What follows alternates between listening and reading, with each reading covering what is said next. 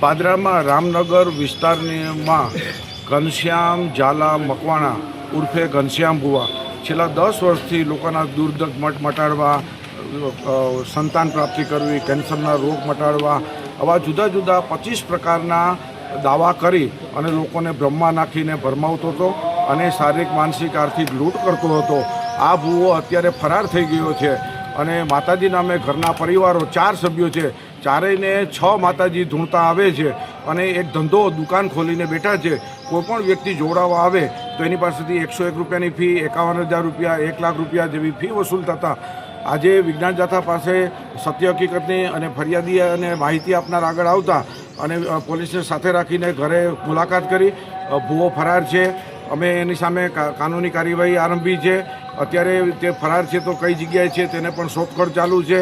તો વિજ્ઞાન જાથા લોકોને અપીલ છે કે આ ઘનશ્યામ ભુવા જેવા આવા લંપટ ભુવા હોય એનાથી સાવધાન રહ્યો.